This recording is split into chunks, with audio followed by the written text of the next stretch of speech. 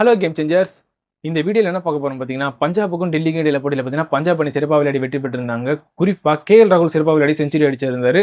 இந்த செஞ்சுரி மூலமா ஒரு சில ரெக்கார்ட்ஸையும் வந்து அவர் படைச்சிருக்காரு. அது என்னன்னு சொல்லிட்டு முழுசாக இந்த வீடியோவில் பார்த்துலாம். கூடவே பார்த்தீங்கன்னா, அக்சர் பட்டேல் பார்த்தீங்கன்னா அந்த தோல்வி குறித்து புலம்பி இருக்கிறாரு. ஸ்ரேயஸ் ஐயர் இந்த வெற்றி குறித்து ஒரு சில விஷயங்களை சொல்லியிருக்காரு. மொத்தமாக இந்த வீடியோவில் பார்த்தலாம். இந்த மாதிரி கிரிக்கெட் அப்படி தெரிஞ்சுக்க மட்டும் நம்ம சேனல் மறக்காம சப்ஸ்கிரைப் பண்ணிங்க. முதல்ல டாஸ் வின் பண்ண டெல்லி பார்த்தீங்கன்னா பேட்டிங்கை தேர்வு செஞ்சிருந்தாங்க. 20 ஓவர் முடியல பார்த்தீங்கன்னா 264 ரன்கள் 2 விக்கெட் இழப்பிற்கு எடுத்திருந்தாங்க. இதில் கேஎல் ராகுல், நிதிஷ் ராணா இவங்களுடைய பேட்டிங் சிறப்பாகவே இருந்தது. கேஎல் ராகுல் பார்த்தீங்கன்னா 152 ரன்கள் எடுத்து ஆட்டம் இழக்காமல் சென்றிருந்தாரு. நிதிஷ் ராணா 91 ரன்கள் எடுத்திருந்தாரு. அடுத்து பார்த்தீங்கன்னா பஞ்சாப் பேட்டிங் களமிறங்கி 18.5 ஓவர்லேயே பார்த்தீங்கன்னா 265 ரன்கள் 4 விக்கெட் இழப்பிற்கு எடுத்து இந்த போட்டியை முடிச்சிட்டாங்க. 2 பாயிண்டை எடுத்துட்டு போயிட்டாங்க.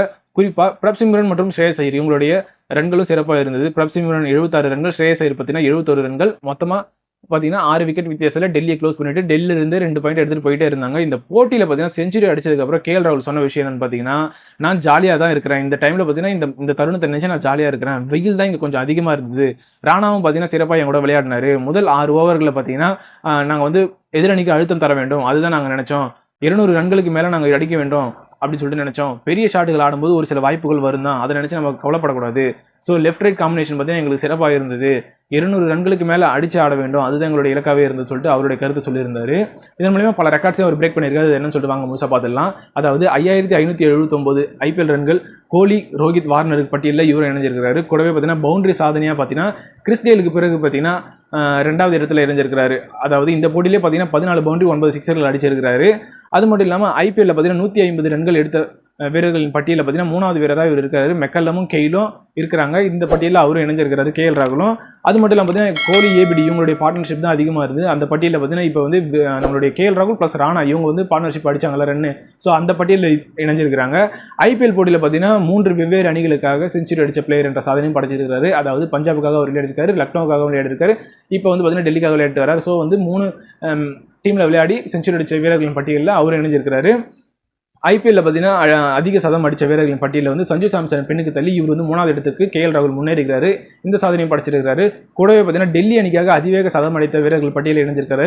இதில் பார்த்தீங்கன்னா ரிஷப் பண்ட் இருக்கிறாரு. தோல்விக்கு அப்புறம் அக்சர் பட்டேல் சொன்ன விஷயம் என்னன்னு பார்த்தீங்கன்னா, ஆடுகளை வந்து பேட்டிங்கு சாதகமாக இருந்தது. குறிப்பாக பார்த்தீங்கன்னா ஆடுகளும் கிரவுண்டும் பார்த்தீங்கன்னா கொஞ்சம் சின்னதாக இருந்தது. வாய்ப்பு கொடுக்கும்போதே பார்த்தீங்கன்னா நம்ம அந்த ஒரு சில வாய்ப்புகளை நம்ம பயன்படுத்திக்கணும். பவர் பிளேயில் நாங்கள் ரன் அதிகமாக வந்து வாரி இறங்கணும். கூடவே பார்த்தீங்கன்னா கேட்சுகளை நிறைய விட்டோம் அப்படின்னு சொல்லியிருந்தாரு. ஒவ்வொரு போட்டியிலும் பார்த்தீங்கன்னா கடைசியில் போய் தான் நாங்கள் தோக்குறோம்.